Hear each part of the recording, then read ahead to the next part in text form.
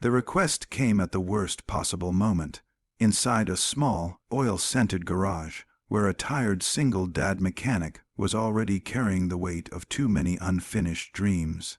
He stood with grease, stained hands, and a guarded heart when a uniformed female police officer, usually calm and unshakable, looked at him with quiet desperation in her eyes.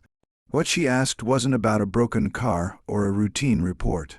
It was about loneliness, reputation, and a single day that would quietly rewrite both their lives. Before the story unfolds any further, take a moment right now. If you believe in kindness, second chances, and unexpected human connection, please like this video, leave a comment, share it with someone who needs hope, and subscribe to our channel, Grandma Dearie. Your support keeps stories like this alive. The mechanic was a man shaped by responsibility. After losing his wife years earlier, he had learned to measure life in school drop-offs, late night engine repairs, and quiet dinners with his young child. His garage was more than a workplace. It was the last thing he had built with his own hands, a place where broken machines made sense in ways broken hearts did not. Money was always tight, exhaustion always present, but he carried it silently because his child needed strength, not excuses. In the town, people knew him as dependable but distant, the kind of man who fixed problems without asking for praise. The female cop had a different kind of struggle. On the surface, she was respected, disciplined, and strong. Behind the badge, she lived with constant pressure. Scrutiny from colleagues, expectations from her department, and the unspoken judgment that followed a woman who devoted her life to duty instead of settling down. An upcoming formal department event had turned into a personal burden. Appearances mattered more than anyone admitted, and rumors had begun to circle. She needed stability in the eyes of others, even if it was just an illusion for one day. When she asked the mechanic to pretend to be her date, it wasn't manipulation or romance driving her. It was survival in a system that rarely forgave vulnerability. And when he heard the request, his first instinct was to refuse. He had spent years avoiding complications, protecting his child from confusion, and keeping emotions locked away where they couldn't disrupt the fragile balance of his life.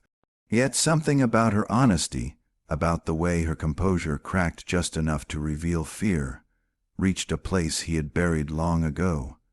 He agreed, not because he wanted attention or reward, but because he understood what it meant to stand alone while the world demanded explanations. That single decision set off a chain of quiet transformations. Preparing for the event forced him to see himself differently, not just as a mechanic or a widower, but as a man still capable of standing beside someone with dignity.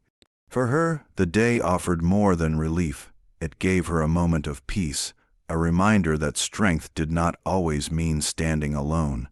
At the event, they moved through polished halls and polite conversations, each step heavy with unspoken histories. He felt out of place among pressed uniforms and formal smiles, yet he carried himself with the same calm focus he used under the hood of a broken engine. She, standing beside him, found herself breathing easier, grounded by his presence.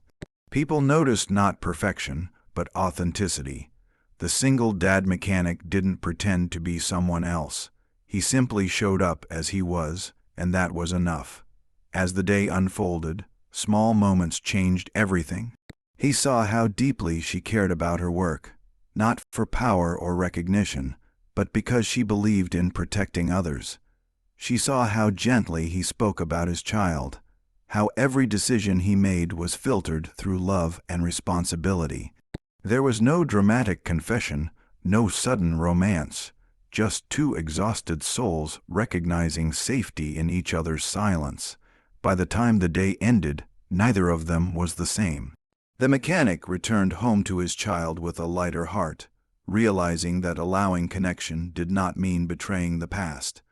The female cop returned to her duties with renewed confidence, understanding that asking for help did not weaken her authority.